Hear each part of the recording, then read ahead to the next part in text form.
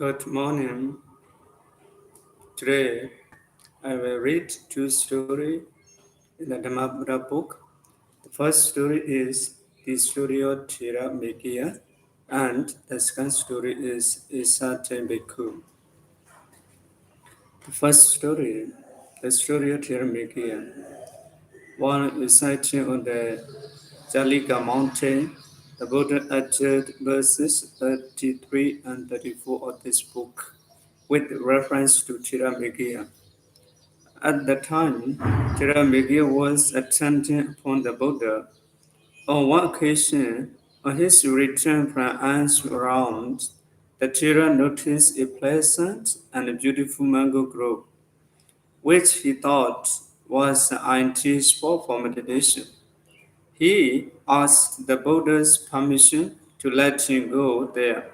But as the Buddha was alone at the time, he was told to wait for a while until the arrival of some other bhikkhus. The teacher was in a hurry to go, and so he repeated his request again and again until finally the Buddha told him to do as he wished. Thus, Thera Meghiya set out for the mango grove, set up the foot of the tree, and practiced meditation. He stayed there the whole day, but his mind kept wandering and he made no progress. He returned in the evening and reported to the Buddha how all the time he has assailed by thoughts associated with the senses, evil and cruelty, Kama Vitaka, Dabada Vitaka, and Vesa Vitaka. So the Buddha told him that as the mind is easily excitable and fickle, one should control one's mind. Then the Buddha spoke in verse as follows: The mind is excitable and unsteady. It is difficult to control and to restrain. The wise one trains his mind to be upright as a fletcher straightens as arrow. As a fish quivers when taken out of its watery home and thrown on to dry ground, so does the mind quiver when it is taken out of the sensual world to escape from the realm of Mara. At the end of the discourse, Thera Meghiya attained celibacy fruition. The second story, the story of a certain bhikkhu. While residing at the Jedavana monastery, the Buddha uttered verse 35 of this book with reference to a certain bhikkhu. On one occasion, 60 bhikkhus, after obtaining a subject of meditation from the Buddha, went to Madiga village at the foot of the mountain. There, Madiga mother of the village herdsman, offered them as food. She also built a monastery for them so that they could stay in the village during the rainy season. One day, she asked the group of bhikkhus to teach her the practice of meditation. They taught her how to meditate on the 32 constituents of the body, leading to the awareness of the decay and dissolution of the body. Madhigamata practiced with diligence and attained the three magas and flood, together with analytical insight and mundane phenomenal powers, even before the bhikkhus did. Rising from the bliss of the Magga and Phala, she looked with the divine power sight and saw that the bhikkhus had not attained any of the Magga yet. She also learned that those bhikkhus had enough potentiality for the attainment of arahataship, but they needed proper food. So she prepared good choice food for them With the proper food and the right effort, the bhikkhus developed right concentration and eventually attained radhaship. At the end of the rainy season, the bhikkhus returned to the Jedavana monastery where the Buddha was in residence.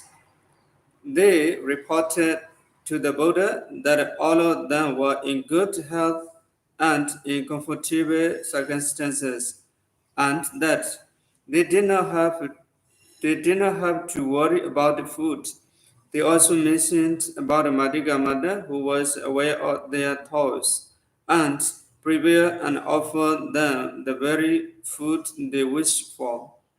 Isade Bhikkhu, hearing them talking about Madhika mother, decided that he too would go to that village. So, taking a subject of meditation from the Buddha, he arrived at the village monastery. There, he found that everything he wished for was sent to him by Madhika Mata, the late devotee. When he wished her to come, she personally came to the monastery, bringing along choice food with her. After taking the food, she asked her if she knew the thoughts of others, but she evaded his question and replied, "People who can read the thoughts of others behave in such a and such a way."